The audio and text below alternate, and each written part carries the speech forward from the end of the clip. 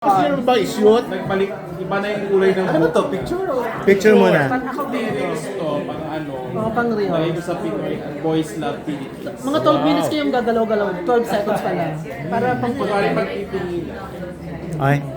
Kanyari daw magtitinginan. Oh. Okay. Walang titigan. Charet. Ano na Kuya Jerry? Ano yung mga natin? Kaya tanungin muna, diba? Three pa abs. Oh, ayan. Sino? Hindi kasi guys, kailangan yung tandaan na hindi lang kami yung dalawang umate doon. Marami pa mga ibang mga karakter. Sa episode nyo? Sa... Siyempre, sa eskwelahan kami. okay. So yung mga, yun na lang yun. May pagansya naman para sa Gusto ko lang sabihin, minsan huwag tayong maniniwala kay Migs. May mga lumalabas po sa bibig niya na... Hindi totoo. Sarili yung mga nag-host ako na lang. Ano ba? Ano ba tanong? Ano ba gising? Sabi ko Hindi, siyempre. if ever lang kung meron, ikaw Sky. Kung meron. Oo, go ka or... At tingnan po natin, pero... Si Pavel. Pero sa dulot-dulo, parang I think may mga kwento kagaya nito na necessary po yung paghalik. So tingnan natin paano siya mangyayari. So I think Ang tanong ba kasi dyan, anong klaseng halik? anong klase Okay, halik? okay. May nila ba? May kagatan ba? Doon ba sa swimming pool? Oo, yun yun. May Sa may school French ba o sa fries. Oo, may friends. Yes. Masagot mo na, nasagot na yung tanong. Okay na. Jerry. Oh, Jerry. masaya ka na. Okay. Okay na? Ah, yeah.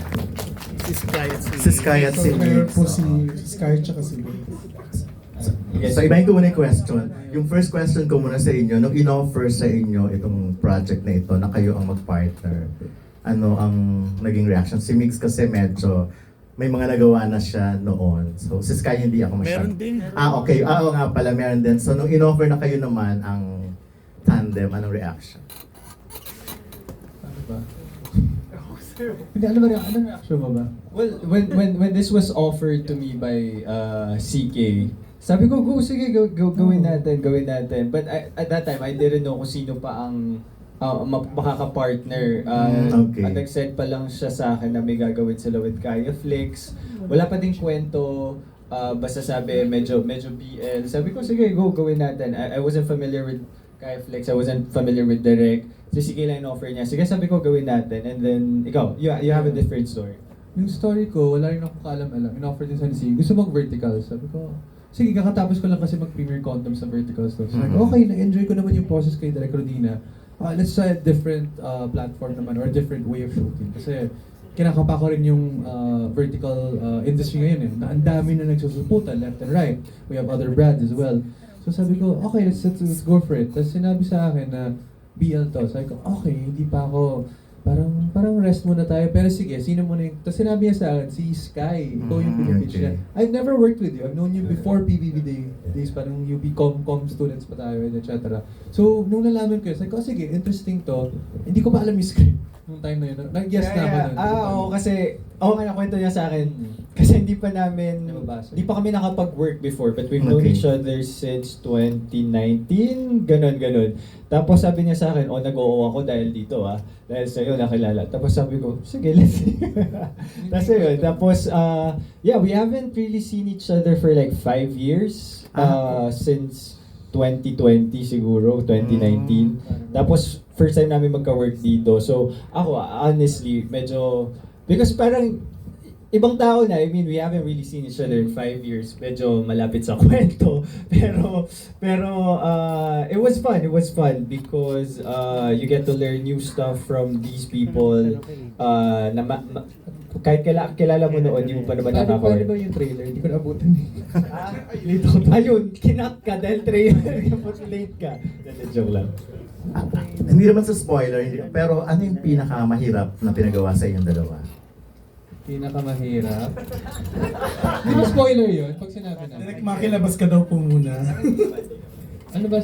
Yung pwede lang ikwento na. Nasa trailer ba yung... Ayun, yung ulan. Yung sa ulan. Hirap ba natin ng tumatama sa contact lens ko yung tubig. Pinakamahirap one, of course. It's very challenging to mount a story ng isang araw. So, Oh yeah, pwede sabihin. basta it's very Okay, wala po tayo narinig. Wala tayo narinig. Bili- Wala tayo narinig, pero naka-record eh. Binababa kasi yung mic mix pag No, kidding aside, it's really hard to mount. As in, akala ko imposible na ma-mount ang isang vertical drama in a day. Tapos, ang pinakamahirap para sa akin is, sa kwento po kasi namin, merong mga backstories. Flashbacks, may mga flashbacks. So from when we were college to the present time, syempre pag sinushoot yan, it's not chronological. So mga 5 beses na palit kami ng, kailangan palitan yung buhok ko, kailangan palitan yung makeup, kailangan palitan yung hair. Tapos may mga ulan kami ng mga 3. So nabasa, papalit ulit. I think that was the most challenging part for me. Kasi I had to do my hair again kasi medyo mahaba yung hair ko when we were shooting. So medyo mahirap po siyang ayusin. So yung time constraint, but it was a challenge. It was a challenge na mabuo at matapos. And while we were doing yung mga bibihis, tapos mababasa, mag-ayos ng buhok, all of those are heavy scenes. Lahat po yun ay mga iyakan, lahat yun ay confrontation. So, may ngarag na parang matatas ba to, at the same time pagdating mo doon, mabigat yung eksena, yun po. Pero add ko lang, despite that, kailangan very efficient kasi yung routine, and they really were.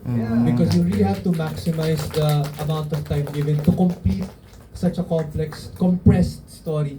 Na kailangan may beginning, middle, and end ka for 30 minutes or thereabouts. So, yun, you have to be efficient. Last na lang, nakakakilig ba yung kwento nyo? Kikiligin ba kami habang pinapanood? At kayong dalawa ba, or Sky, kinilig ka rin ba habang nagsishoot kayo? Of course, in character, yung character ang pinag-uusapan natin. Opo, kasi kung hindi naman character, I would say no. I'm kidding. Parang personalan na ito. Hindi ko naman tinuro kay Sky, pero binitawan mo pa rin. Opo. Bumabawi lang ako sa 5. Hindi. Kidding aside, syempre ang genre natin is BL. Of course, nandun yung kilig, nandun yung pagmamahalan, nandun yung puno ng just twinkles in your eyes pag nakikita mo yung taong ito. Pero more than that, I think this is a story of laying out that love isn't really enough. Okay. This is a story of trying to find yourself in the years that has passed. Kung pagmamahal ba ay kaya pang ilaban yung meron kayo. Yun yung sayo. Sa akin, will they, won't they? More of a ganun siya. Diba? Based on sa mga karanasan nyo, for 5 years, 5 years din yung character, diba? Parang ganun. Almost 2. 2 or 3. Busy siya maging congressman din. Clarify ko yun sa kanya. sorry madam. Sorry na madam. Pero yun, will they, won't they siya, and it's really the push and pull of 2 characters with different perspectives and different places in their current life. Ayan, okay, maraming salamat. Next question will come from... Hindi, kay Jerry Olemo. Thank you so much po. Salamat. Hey Jen, ako gawa yun. Bilang late po siya, mauna ka na. Mas mahirap siya kasi alam mo dapat yung limitations mo sa person. So, compared... As a person? As a dog, no? Hindi, syempre, alam mo yung limitasyon mo bilang actor na hanggang dito lang talaga yung space. But, and for someone like me na, I think, second time ko mag-verticals. So, medyo bago pa rin ako na, okay, ganyan ka-type siya. So, you become more mindful of your actions, no matter how big or how small, lalo na sa face and other movements. I think this is a new medium sa paglabas natin, sa pagkukwento natin. Maganda because in the ever-evolving world of the digital, talaga yung pagkonsumo natin ng mga content, pagkonsumo natin ng mga kwento, pelikula, advertisement, whatever on social media, talagang nakapatayo na. At yung attention span natin, may ADHD ka man or wala, talagang dapat makuha in the first 2 seconds. Kung hindi, masuscroll na yan. Tapos makita din natin ngayon yung mga AIs, ang dami, mga tito, tita, lola, baka meron po dito ng mga na-addict na rin sa mga AIs, Chinese dramas. So, eto na yung meron tayo ngayon, pero it's totally a different medium from the landscape medium na napapanood natin. this is my first actually with Direk Maki na gumawa nitong vertical drama. Akala natin baka ipuputsu dahil sa social media or dahil sa phone, dahil hindi siya sa big screen, hindi siya, but iba siyang demonyo, I would say. Iba siyang demonyo sa paggawa ng kwento dahil limitado ka, sabi nga ni Mix, not only by the screen or not only by the camera, limitado ka dun sa